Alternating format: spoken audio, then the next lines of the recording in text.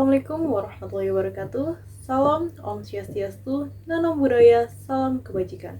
Pada kesempatan kali ini, saya Salsabila dan teman-teman dari grup 3 akan membawakan sebuah cerita sejarah dari kejadian letusan Gunung Krakatau di tahun 1883. Gunung Krakatau adalah salah satu gunung berapi aktif di Indonesia. Gunung Krakatau yang berada di Selat Sunda meletus pada 26 Agustus 1983, sudah 135 tahun yang lalu. Letusannya yang begitu dahsyat melahirkan Gunung Anak Krakatau. Letusan Gunung Anak Krakatau disebut 20.001 kali lebih kuat dibandingkan bom atom. Letusan tersebut juga terdengar hingga radius 4.600 km dari pusat ledakan di Selat Sunda. Diambil dari buku Krakatoa, The Day the World Exploded, yang ditulis oleh Simon Winchester, seorang kepala kantor telegraf anyer Mr. Secret yang berkebangsaan Belanda, sedang mengawasi sebuah kapal. Tiba-tiba suara ledakan menggelegar muncul, dibarengi dengan gulungan awan putih dan air laut yang naik turun sepersekian detik. Kemudian langit yang cerah mendadak gelap bagai malam hari. Kenapa ini?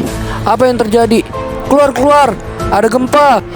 Orang-orang keluar rumah dengan wajah was-was dan penuh cemas. Suasana ricuh dan cemas membuat semua orang panik bukan kepalang. Secret yang dilanda kepanikan mengirimkan telegraf ke pejabat Belanda di Weltevreden dengan bahasa staccato telegraf. Hujan batu apung, hujan abu kasar, banjir pertama, kapal-kapal buyar tak terkendali di pelabuhan. Gelap luar biasa, makin gelap, begitulah sekiranya Sirkuit katakan. Ketika matahari tidak terlihat, suasana nampak seperti neraka yang sesungguhnya. Udara panas, beracun, membuat orang panik dan kebingungan. Krakatau juga terus meledak tanpa henti.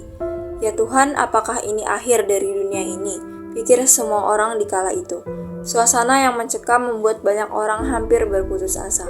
Tidak berhenti di situ, malamnya sekitar pukul 20 dituliskan bahwa pesta pora penghancuran dimulai secara gila-gilaan.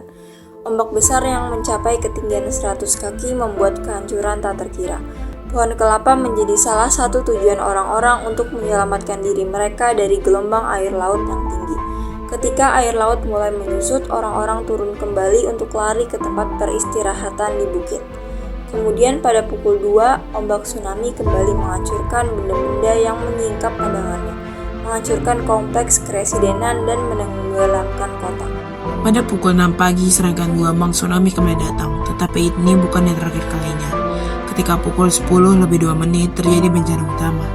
Krakatau mencapai puncak letusannya dan menghancurkan segala-galanya. Ledakannya yang terdengar hingga radius ribuan kilometer membuat semua orang ketakutan.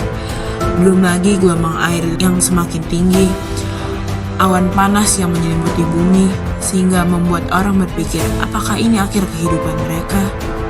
Gelombang laut yang diakibatkan letusan ini menenggelamkan seluruh pantai Jawa dan Sumatera yang berbatasan dengan Selat Sunda. Beberapa daerah seperti Ciringin, Merak, Teluk Betung bersih disapu gelombang. Di Anyer, mercusuar hancur dan hanya menyisakan fondasinya. Langit yang gelap sampai ke Batavia membawa hawa yang begitu dingin karena suhu yang turun drastis hingga 5 Fahrenheit. Simon menuliskan, akibat letusan Krakatau di pagi itu, suara ledakannya terdengar sampai ribuan mil jauhnya dari Selat Sunda.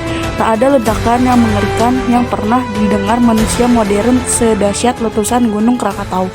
Awan panas bercampur gas, batu apung, dan asapnya terlontar ke langit setinggi 24 mil.